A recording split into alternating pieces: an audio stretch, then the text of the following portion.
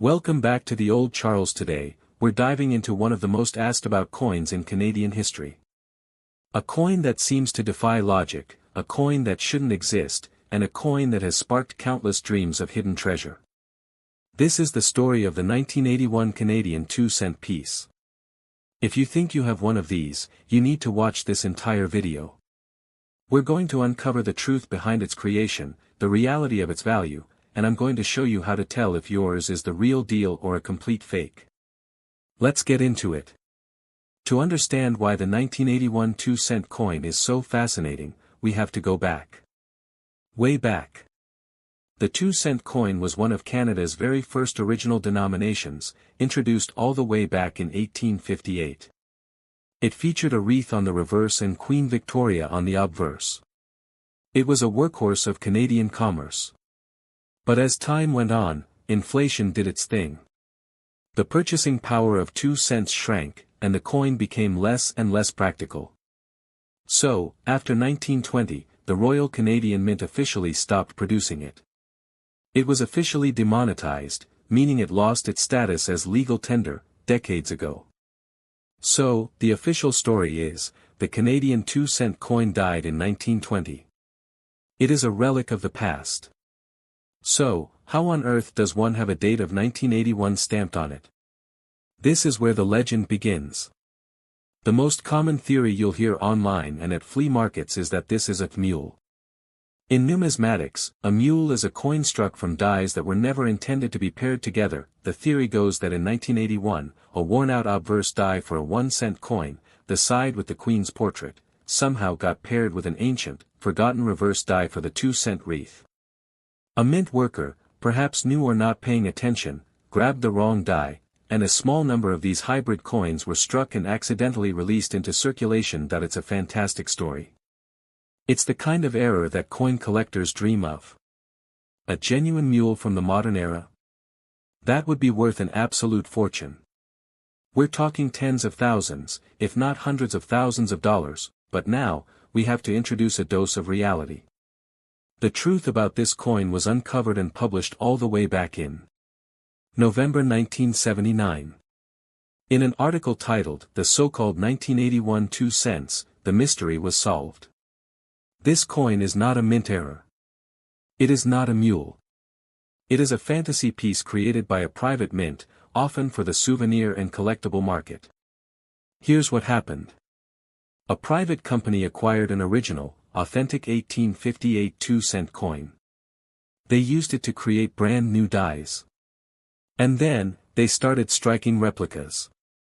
But instead of putting the original 1858 date, they put modern dates on them, like 1967 for the centennial, 1973, 1976, and yes, 1981, to make them seem like rare, modern year errors. They were sold in gift sets, at tourist shops, and through magazine advertisements as novelty items. They were never intended to deceive serious collectors, but over the years, as they found their way into junk drawers and coin jars, their origins were forgotten. So, you think you have one? Let's do a real-time comparison. Pull yours out and follow along. First and most obvious, the date. Any genuine Canadian 2-cent coin will have a date between 1858 and 1920. If it has any date after 1920, especially 1981, it is automatically a fantasy piece. Second, the composition. Genuine 2-cent coins from the Victorian era are bronze, a specific alloy of copper, tin, and zinc. Many of the fantasy pieces, including the 1981, are made of a different, often lighter and brassier, alloy. The weight and feel are often off. Third, look at the edge. Authentic 2-cent coins have a plain, smooth edge. The 1981 fantasy piece almost always has a reeded edge, those little ridges you see on modern dimes and quarters. The Royal Canadian Mint never produced a 2-cent coin with a reeded edge. This is a dead giveaway. And finally, look at the details. The genuine coins, even when worn, have a certain character. The fantasy pieces often have a mushy look to the details, with weak strikes in the wreath and the lettering, because they were made from secondary casts, not original master dies. So, the million-dollar question, or should I say, the 2-cent question.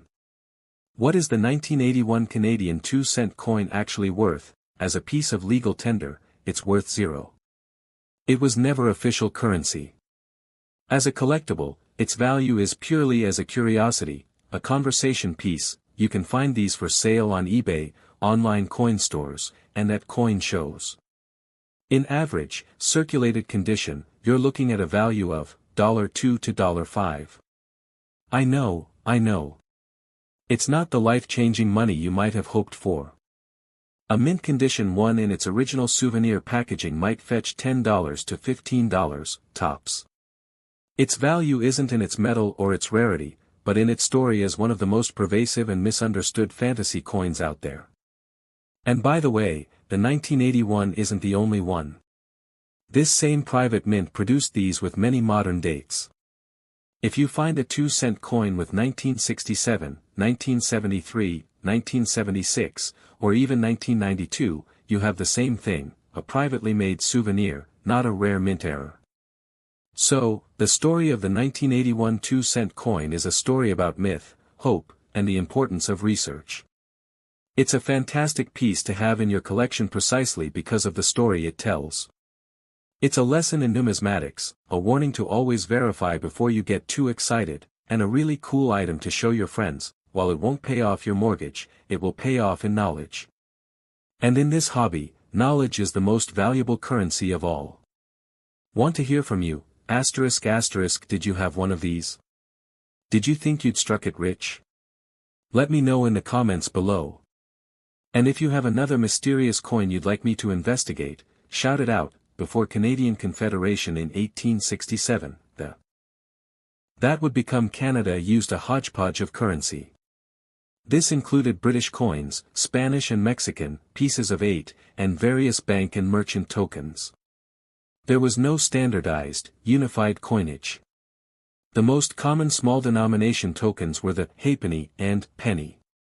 The need for a reliable, official low denomination coinage was clear. Featured a laureate portrait of the young Queen Victoria, with the legend, Victoria de Gratia Regina, Victoria, by the grace of God, Queen, featured a wreath of maple leaves tied at the bottom with a ribbon.